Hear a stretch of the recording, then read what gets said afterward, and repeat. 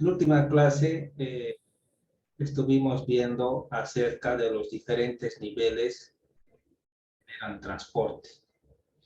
Hay diferentes especializaciones, especialización horizontal, vertical, donde hace necesario que los productores y los consumidores recurran al transporte, ¿sí? Habíamos visto el ejemplo de esta producción del trigo. La producción del trigo no se lo hace en todo Bolivia. Hay algunas partes donde sí es efectiva la producción, como en el Valle Alto, pero no se puede producir en el trópico y en otros lugares muy fríos. Así que el trigo es ideal en el Valle Alto, ¿no? En la región de Cochabamba. Pero eso está en los campos, ¿no? Y el lugar donde lo muelen no siempre es donde se produce, sino que está en los pueblos cercanos. Los campos están en la parte rural, donde se cultiva, y los molinos están en la parte urbana. Entonces hay que trasladar, ¿no? El trigo al molino. Y del molino se puede comprar harina para realizar pan, galletas, fideos y cualquier otra cosa. Entonces, quienes se especializan en eso van y compran la harina y hacen su trabajo. Pero quienes se dedican a la producción del trigo no hacen galletas, no hacen fideos y no hacen pan porque no es su especialidad. Y los que se dedican a moler o procesar el trigo tampoco saben plantar o cultivar el trigo. Y el consumidor menos, ¿no? Directamente consume el producto ya procesado. Entonces, estas diferentes especializaciones verticales se encuentran en diferentes regiones. Tanto los que producen, los que lo procesan y fabrican cosas con el producto procesado y el consumidor necesitan transporte para que puedan beneficiarse de esta producción. Entonces es algo, la especialización vertical que llega a producir transporte. ¿Sí? Bien. Entonces, también habíamos visto la concentración de capitales e industrias. En vez de hacer que una empresa tenga diversas sucursales y diversos lugares donde procesa su materia, es mejor que se concentre todo en un solo lugar, lo cual evita el transporte y abarata costos de personal, equipos, mano de obra y demás, ¿no? Así que la concentración hace posible de que el producto ya terminado tenga que transportarse a diversos lugares. Y ahí es donde se genera el transporte.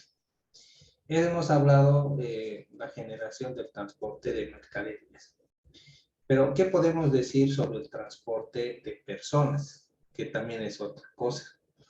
¿Qué es lo que genera o hace necesario que las personas tengan que transportarse? Bueno, el trabajo.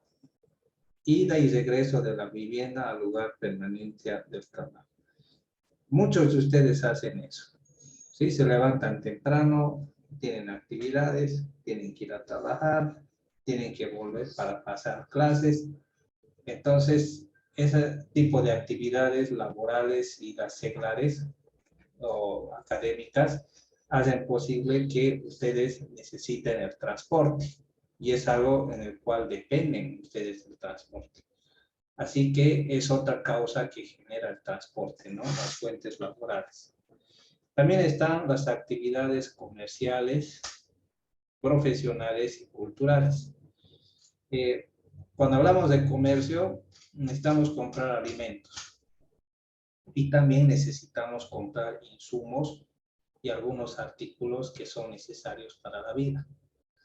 Asuntos profesionales, hay gente que trabaja por su cuenta y necesita transportarse para realizar su trabajo. También hay las necesidades de la vida diaria, que la gente necesita moverse para realizar diversas cosas, ¿no? También está la relación social, las amistades, el turismo, la recreación, los movimientos migratorios también debido a la economía, problemas sociales, disturbios políticos, guerras, cosas por el estilo. Así que hay diversas causas que generan que las personas tengan que transportarse y para eso dependen del transporte. Bien, vamos a hablar ahora acerca de la localización de actividades productivas, ¿no?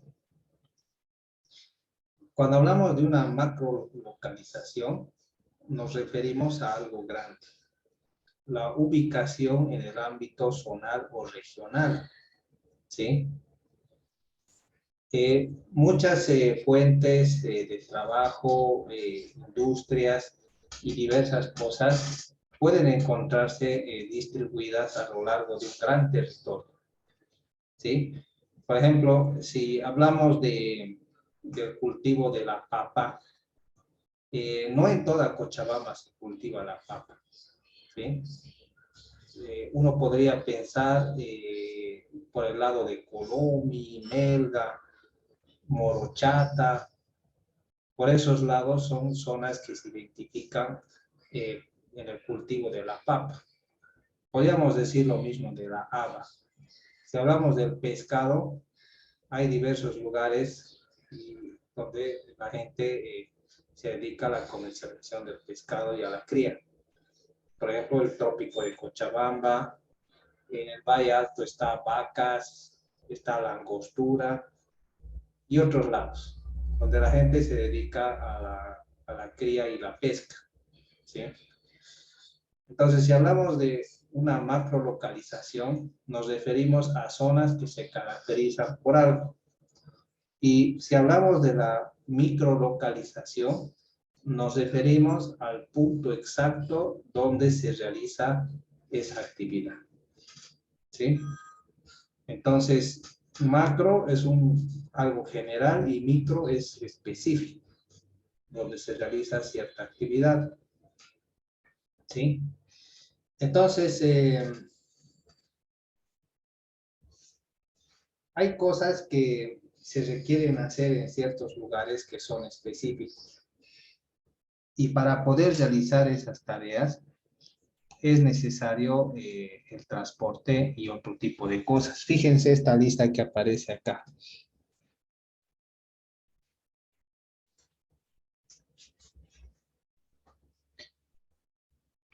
Esta lista nos muestra cosas que deberían considerarse a la hora de emprender cierta actividad o tarea, ¿sí?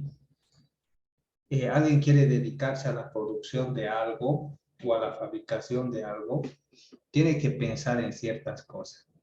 Primero, tendría que pensar en el costo del transporte, los insumos y las cosas que implican la producción de esa actividad. También necesita energía eléctrica, gas, combustible, agua u otros recursos para poder tener en funcionamiento máquinas o la materia prima para poder producir. También tiene que fijarse en los recursos humanos, en la cantidad de personas que podrían ocupar en realizar esa actividad. También necesita administración. Puede que necesite un financiamiento bancario, actividad comercial, ver si hay mercado y demás. El asunto legal, ya los impuestos también es importante. Y también las condiciones climáticas, ambientales y de vida. Entonces, si alguien tiene que emprender algo, pues tiene que pensar en todo esto. Y cuando uno piensa en todo esto, puede identificar que hay lugares que pueden ser más provechosos y hay otros lugares que pueden ser dificultosos para poder cumplir o subsanar cualquiera de los obstáculos que se puedan presentar a raíz de estos puntos. Puede que si uno quiera, por decir, producir ladrillos, tendría que ir a un lugar que sea apropiado. En vez de utilizar energía eléctrica o leña, podría usar gas, ¿ya? Para encender los hornos. Y si se va a ir al campo, puede que no esté disponible el gas. Así que tendría que buscar un lugar donde podría tener esa provisión de gas o cómo podría tener esa provisión de gas, garrafas y demás, ver si hay gente que puede estar capacitada para realizar el trabajo y ver el asunto climático y ambiental. Quizás sacar mucha cantidad de material para los ladrillos puede ocasionar un problema ambiental, ¿ya? Así que son cosas que se tienen que considerar. Hay zonas donde se puede hacer esto y hay zonas donde no es posible. Quizás ya se ha vuelto medio urbana la zona y no es posible instalar fábricas. Así que es un asunto que debe considerarse. Bien, luego la localización de menor costo de transporte. Uno puede elegir un lugar que sea apropiado, pero también tiene que tomar en cuenta el costo del transporte. Porque si tiene un costo de transporte bastante elevado, pues los precios del producto también van a tener que ser elevados. Puede que trasladar la materia prima a ese lugar de fabricación sea costoso y no conveniente. Así que la localización puede estar también relacionado al menor costo del transporte. Entonces, si es más barato producir en cierto lugar, pues las instalaciones tendrían que trasladarse a ese lugar. Así que se puede elegir el lugar donde puede ser más barato una producción, pero algo que influye bastante es la materia prima y también el transporte. El transporte puede encarecer muchas cosas. Así que se tiene que considerar ese asunto, ¿no? El transporte. Bien. Hay una gráfica que nos muestra algunas variaciones, ¿sí? Fíjense, aquí está lo que son las materias primas, el costo del transporte por producción y el costo total del transporte, ¿sí? Entonces, el costo del transporte puede estar incrementando, ¿sí? Lo que puede hacer crecer son las materias primas, ¿sí?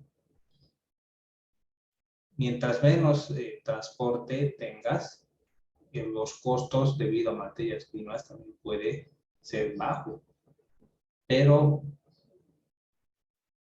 los costos de transporte pueden elevarse dependiendo a la cantidad de transporte, ¿no?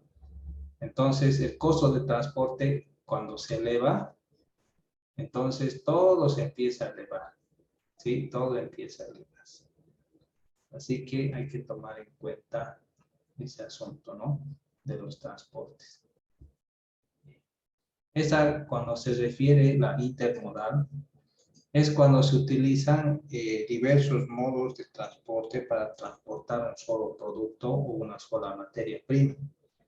Por decir, algo podría trasladarse en barco y continuar trasladándose por tierra o ferrocarril. Entonces, los costos de transporte están diferenciados. Un costo tiene el trasladar por barco y otro costo trasladarlo por tierra. Entonces, los precios también podrían variar dependiendo a la cantidad y el tipo de modalidad de transporte que se puede usar. Hablemos de las zonas de mercado. El mercado se refiere a la función de costos de producción, costos de transporte y de las industrias donde se limita una producción. Y cuando hablamos de una zona de mercado, hablamos de una zona de no solo de producción, sino de comercialización, ¿sí? Cuando hay comercialización, hay precios y hay competencia. Y la competencia puede regular bastante los precios y el transporte es esencial, porque si logras tener menos precios es porque tienes que ahorrar en algo. Y podrías ahorrar en transporte, podrías ahorrar en producción y así puedes tener un menor precio que pueda ser competitivo. ¿Sí? Como se ve en este gráfico, los costos de transporte siempre tienden a elevar, ¿no? Los costos de transporte, también los costos de producción tienden a elevar los precios, ¿no? Cuando los costos de producción son más elevados, el costo del producto final varía.